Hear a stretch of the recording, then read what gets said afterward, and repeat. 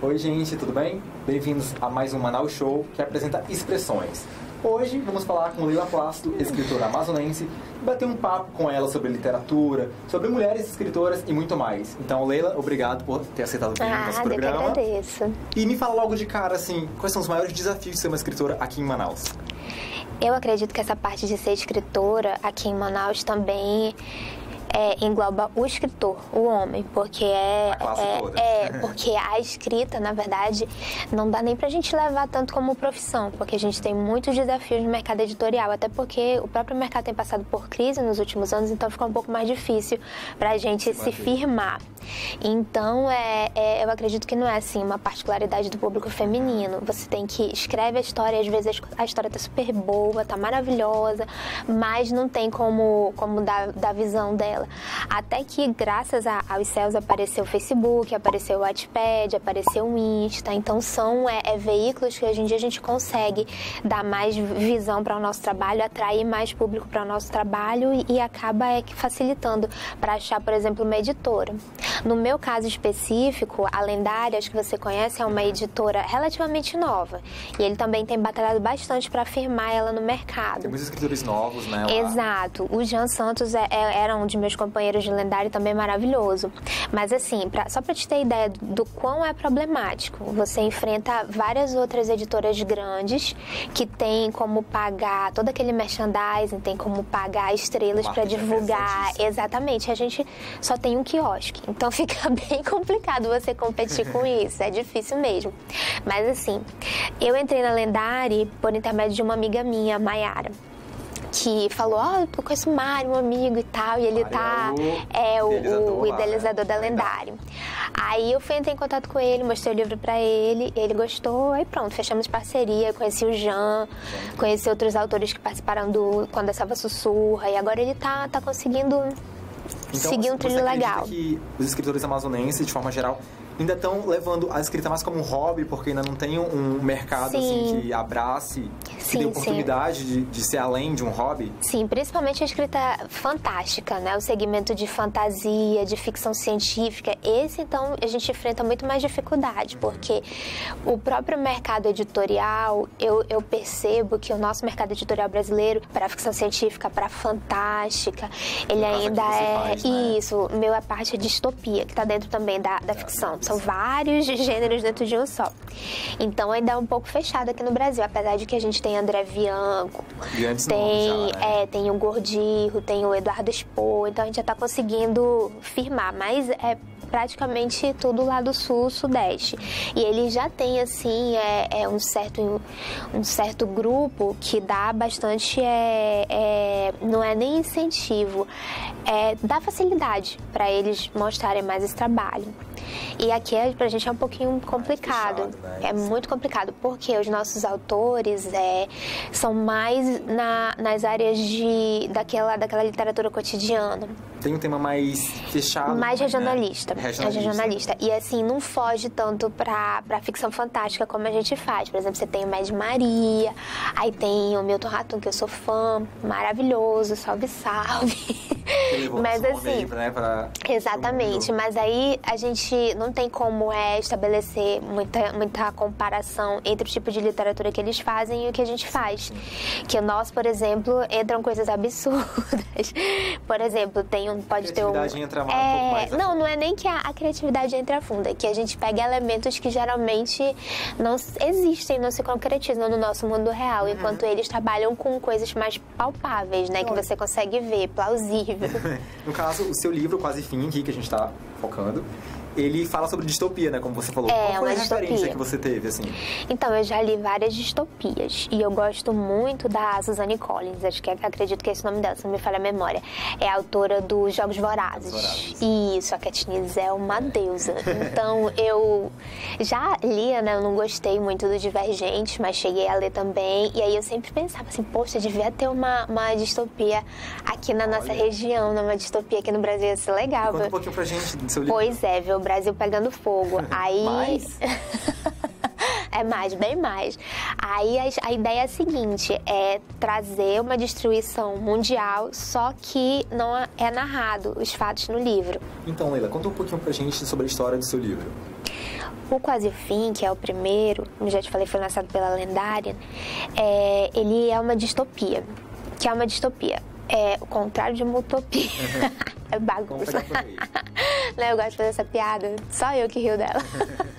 Mas enfim, a distopia é um cenário de caos.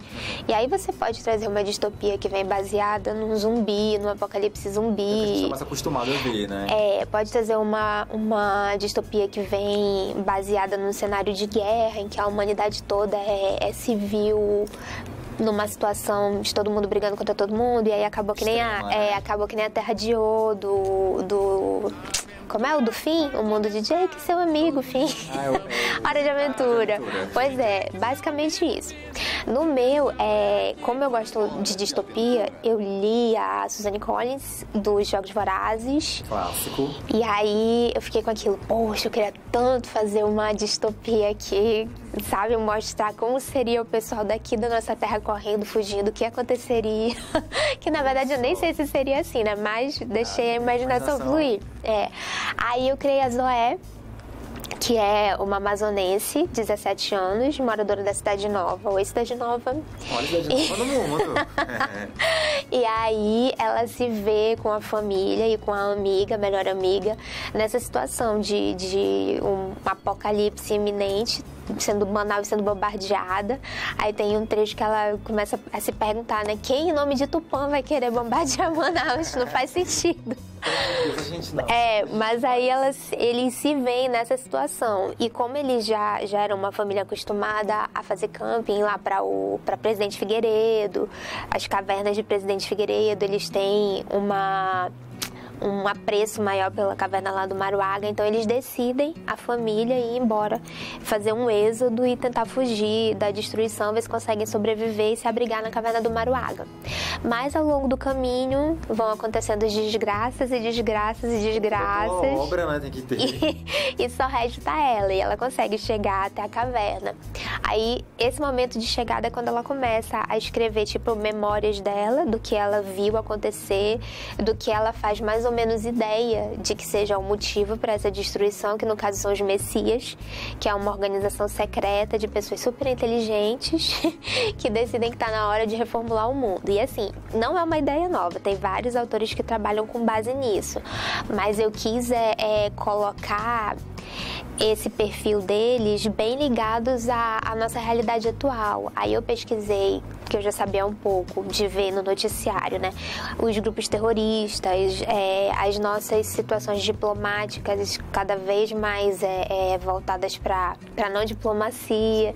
E aí eu fui juntando essa nossa história atual para poder criar os Messias. De realidade na distopia. Exatamente, também, né? Exatamente. Temos grandes mulheres escritoras no mundo, né? Você já citou algumas. E como que você vê a mulher hoje em dia sendo escritora? Qual é o diferencial da mulher, assim, para ser uma grande escritora? Você acha que é a obra daquela? É o jeito que aquela escreve? O que você acha de diferente, assim, dessas grandes escritoras? Eu acho que nós já começamos como grandes escritoras, assim, falando do público feminino em geral. A gente tem a Mary Shelley, que é a autora do Frankenstein. Sim. E a mãe dela foi uma das primeiras feministas da história. Né? Exatamente. Então, assim, uma mulher boa, maravilhosa, produz uma filha maravilhosa. É basicamente esse princípio. Mas aí, depois dela, tem várias outras. Eu amo a Jane Austen. Tem gente que não gosta da forma como ela trata os romances, né? Que acha muito mamão com açúcar e tudo. Mas não é mesmo, porque a pessoa, de repente, não chegou a ler a obra e aí tem uma visão já pré-concebida. Então, nunca vai ter uma opinião de fato do que é. Aqui para o Brasil, eu gosto da Clarice Lispector. Gosto muito demais da Cora Coralina. As poesias dela, então, são maravilhosas. E aqui no Amazonas eu tive, assim, um breve contato com a Violeta Menescal. Não posso dizer que eu conheço realmente a obra de poesia dela, mas eu gosto muito do Dori Carvalho. E ele sempre coloca posts lá sobre a Violeta, que é maravilhosa e tudo. Então, com certeza deve ser. Com certeza. Eu preciso conhecer um pouco mais. Mas assim, a nossa escrita ela evoluiu bastante, porque a mulher escritora aqui no Brasil veio demorar bastante para ter mulheres escritoras. Exatamente. Começou muito na Europa, depois para os Estados Unidos. E na Europa, inclusive, era muito difícil, porque a mulher só podia ler aqueles livros que falavam sobre era tipo uns manuais de convivência, sabe? Como você devia se portar, o que você devia fazer em casa. E a sociedade, né? Como eles queriam. Era basicamente como estar num relacionamento abusivo.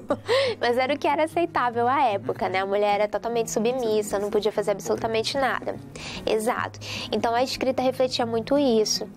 Depois que as mulheres foram se rebelando, tudo, teve várias mulheres que publicaram com pseudônimo masculino. Isso, e aí... Não podia nem dar o seu nome à sua obra, né? Exato. E assim, escritas maravilhosas. Olha, tem mais recente, que não é tão recente assim, mas tem a Atwood, que ela escreveu o conto da Aya, que virou até série. É uma distopia. E a gente estava falando sobre isso. É maravilhoso também. Então, assim, a gente vai vendo que nós, mulheres, assim como os homens, a gente transmite para nossa escrita as lutas que a gente vai enfrentando com o passar das épocas. Então, eu acredito, assim, que a literatura em si, tanto masculina quanto feminina, ela já nasce grande. Porque a gente, mesmo diante de um cenário fantástico, a gente tende a transmitir dentro daquele conteúdo a nossa vivência. Por mais que ela esteja, assim, mascarada aqui e acolá, mas você vê. Olha o Senhor dos Anéis, puxando para o autor, para o escritor. Ele vivenciou a Segunda Guerra Mundial. Por mais que ele crie toda aquela Terra-média ali, a escrita dele tem, sim, aspectos da Segunda Guerra Mundial. Você traz um pouco da sua vivência, né? Sim. E como as redes sociais te ajudam nessa divulgação do seu trabalho? A gente sabe que é uma ferramenta incrível, né, de divulgação. Como é que você pessoalmente usa?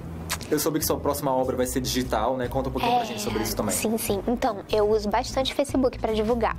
Mas tem o Instagram, só que eu sou muito relapsa com o Instagram, sabe? Eu acho muito legal ver as fotos dos outros, mas é pra tirar foto. E assim, eu, particularmente, quando eu vou sorrir, eu falo pra todo mundo que eu tenho um sorriso de tubarão. Que a princípio é pequeno, né? Mas quando você abre a boca, sabe? Desloca assim o maxilar e pronto. Então, eu não sou de fazer muita foto. E quando eu faço foto é foto besta. Eu me penduro nas coisas. O que tiver assim por perto pra fazer uma foto besta, eu faço. Mas enfim, eu divulgo bastante no Facebook. E aí eu criei... Eu criei, já tá com um tempinho, uma página de poesia, que é A Palavra Que Te Pariu, que é onde eu divulgo as minhas poesias. E recente eu comecei a divulgar trabalhos de outros autores, poesias, livros de outros autores. Quando alguém tem, assim, tipo, uma campanha na Catarse ou naqueles de vaquinha que eu esqueço o nome dos outros, aí vai lá, Lila, dá pra te dar uma força? Com certeza. Não tem muito, assim, gente curtindo. Também, né? Não tem muita gente curtindo, mas eu faço o que tá ao meu alcance. E esse ano eu criei a minha página de escritora mesmo, Leila Plácido. Aí lá agora eu tô divulgando os livros, tô divulgando A Palavra Que Te Pariu também. E é uma ferramenta maravilhosa, porque você pode selecionar o público-alvo e dar vazão para aquilo. E sua próxima obra, conta pra gente. O Wattpad, isso mesmo. É digital. Não vai ter versão física? Não sei ainda, porque, como eu te falei, a questão financeira pesa bastante para quem é escritor independente. Para eu lançar, por exemplo, uma tiragem de 100 livros, eu vou gastar aproximadamente uns R$5.000. Por alto, que eu não sei realmente se tá isso agora. Mas na época que a gente lançou esses foi mais ou menos isso, até um pouco mais. Então eu não sei ainda se vai ser físico. Mas por enquanto tá no Wattpad. Aí eu tô lançando capítulos todas as quartas e sábados. E é um romance, é totalmente diferente desse aqui. Totalmente, foi assim. Eu me aventurei legal. Aí chama Eu, Você e Dois Epílogos, que é a história da Lola e do Ben. A Lola, que é brasileira, e eu não especifiquei cidade nenhuma, eu não especifiquei assim. Exatamente. Eu sou muito vaga assim com relação à descrição dos locais, sabe? Que aí pode ser em qualquer lugar. E o Ben, que é um canadense que vem morar no Brasil. Eles se conhecem quando tem 10 anos e viram melhores amigos. Aí acabam desenvolvendo uma amizade colorida, e aí briga, acaba o primeiro, o Ben. Isso não é spoiler, tá? Porque eu conto lá na sinopse. Não é spoiler. Acaba o primeiro epílogo, que são 2 epílogos, né? O primeiro epílogo acaba com o Ben casando e indo embora, e ela ficando solteira. Aí quando o Ben volta, que é o segundo epílogo, ela tá noiva. E aí ele quer reconquistá-la.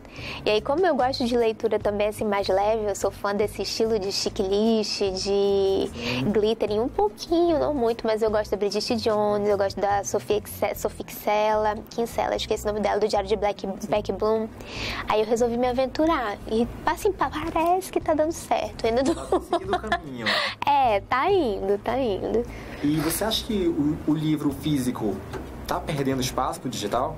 Não. Ou não, tem como ser os dois? Não, tem espaço para os dois. Livro físico, né? Tem espaço para os dois. E assim, eu vi umas pesquisas, já tá com um tempinho, na verdade, que diziam que a compra do e-book e o uso do e-book tinha caído em comparação à compra do livro físico. Então, parece que o físico ainda vai render por muitos anos, graças a Deus.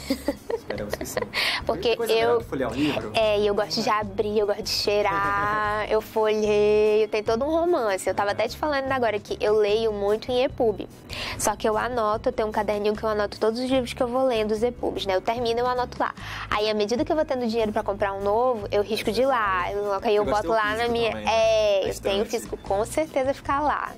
Agora a gente vai pra um ping-pong rapidinho. Certo. Vou te perguntar uma coisa e você já joga na lata, beleza? Tá bom. Um autor favorito? Um autor favorito? J.K. J.K.? E um livro de cabeceira? Um livro de cabeceira... Ai, meu Deus, da Chimamanda. Como Educar Crianças Feministas. Acho que é esse o título. Fala sobre o quê? Como educar crianças feministas. Exato. Ela dá algumas dicas para uma amiga dela. Na verdade, ela escreveu uma carta para uma amiga dela. E aí, nessa carta, ela expressa as opiniões dela sobre como deve ser mais ou menos uma criação de uma criança para ser feminista. Criança, né? É bom deixar bem claro que é criança de forma geral. Mas aí não é nada assim pretencioso demais, sabe? Não é nada que vá te prender naquilo. Você tem que fazer assim. Não, ela tem uma escrita bem leve, bacana. E assim, representa um novo modelo de feminista de agora, que é mais solto. Não é aquela coisa de você não pode usar um salto, você não pode se maquiar, por isso, por aquilo. E se você quiser usar, é livre. É livre, né? Exatamente, você faz o que lhe agrada, não para agradar o outro. E um gênero que você gosta? Eu gosto muito de ficção fantástica, meu preferido. Pra ler e pra escrever? Pra ler e pra escrever. Ficção fantástica. E um livro que daria um filme incrível? O meu, quase o fim. Você imaginou você? Já. Claro. Já, tem até um grupo de amigos meus, que são amigos de Jean também, do Círculo Literário e do Mapingua Nerd, o Alberto e a Tami, que eles vivem dizendo pra mim, não, a gente vai fazer, qualquer dia desse a gente vai fazer um curta. E eu, bora fazer um, Mas tô vamos dentro. pensar bem grande, se fosse um filme hollywoodiano. Ia ser legal. Quem seriam os atores? Ia ser legal. Você já pensou? Não, ainda não. É uma coisa legal de Mas pensar. eu queria alguém desconhecido, não queria ninguém conhecido, Ela queria lançar o estrelato. Então, Leila, agora pra finalizar, quais dicas você daria pra pessoa ali que tá vendo a gente, quer ser escritor, não sabe como tirar isso do hobby, quer profissionalizar? Qual dica você daria? Olha, primeiro de tudo, continue escrevendo. Às vezes a gente tem, assim, alguma coisa escrita e acaba deixando na gaveta. Eu tenho vários que eu deixo na gaveta, eu não tiro de lá, porque me envergonho. Mas meu pai diz, não, tá ótimo, porque eu deixo lá. É difícil realmente essa área. Muito difícil. Não vou dizer pra vocês que vocês vão conseguir, porque não é só uma questão de persistência. Tem que ter essa sorte também. Não é todo mundo que nasce com um bumbum virado pra lua. Posso falar isso? Pode. Tá bom. Não são todos que nascem com essa sorte. Por exemplo, a gente tem, hoje em dia no mercado, vários livros de youtubers, né? Vários. E, infelizmente, não tem tanto conteúdo assim. Então, você vê, assim, que tem essa discrepância enorme dentro do mercado. Mas o que eu aconselho é não desistir, publicar sempre no Wattpad, que é gratuito, publica nas fanfics também. Eu não sei se ainda tem um site que era só de fanfic, eu esqueço o nome dele, mas tem com certeza sites assim que ainda e a fanfic é assim, com certeza alguns de vocês devem saber, que é uma coisa que a gente gosta bastante, aí o autor não deu sequência, a gente vai lá e quer saber, eu vou continuar. Do Harry Potter, então tem um monte. Eu li um bocado. É muito legal isso, né? E assim, publicar pelo Facebook também, pelo Insta, tem várias páginas do Facebook que migraram para um Insta e publicam, tipo, aquele textos cruéis demais para serem lidos, uma coisa assim, cruéis, mas é uma coisa assim, mais ou menos. E eles tinham a página no Facebook e migraram pro Insta. Já tem não sei quantos milhões de seguidores, de visualização. Conseguiram lançar um livro físico. Aí tem, tipo, exemplo de youtuber que escreve legal. Pedro Hugo, que são o Pedro e o Hugo, um casal, que eles são booktubers, que é o youtuber que fala especificamente de livro, e eles conseguiram um público tão grande que conseguiram lançar a história deles, e é bem legal. Então, assim, a questão é não desistir. E eu fico observando, às vezes, o pessoal reclamando na plataforma do Wattpad mesmo, que, mas porque não tem tanta visualização e tal, é difícil. Tem que arriscar, ir na cara e na coragem e não desistir. Legal. Então, ele deixa pra gente seu contato, suas redes sociais, para as pessoas seguirem. Onde a gente pode conseguir seu livro? Bom, ainda não tem. Acabaram, em 2016 acabou tudo e aí a gente não fez uma nova tiragem, mas aqui no Amazonas, quem mora aqui conhece a biblioteca pública, a biblioteca estadual ali do Barroso, eles têm os exemplares que você pode ir lá, emprestar, ler e devolver direitinho. Não fiquem com o livro, porque outras pessoas vão querer ler. É bom enfatizar isso. Por favor, devolvam. O livro é de todos ali da biblioteca. E aí tem lá o Quase o Fim. E para entrar em contato comigo, pode entrar nas redes sociais, no Facebook, que é Leila Plácido. Leila Plácido Escritora, a página minha. Tem o Palavra que Te Pariu, que também é de poesia. Pode ir lá também, entrar em contato que eu falo por lá. E eu tô no Wattpad também, como Leila Plácido. E o livro que tá lá é o Eu, Você e Dois Epílogos, que é a história da Lola e do Ben. E podem ficar à vontade para falar comigo, tirar dúvida, mandar e-mail, questionar, dizer o que não gostou. Pedir conselho também sobre literatura, eu tô sempre aí disponível. Leila, muito obrigada pela sua participação. Nada, eu que agradeço. Muito legal o papo. A gente fica por aqui hoje. A gente volta semana que vem com mais expressões aqui no Manaus Show. Tchau, tchau.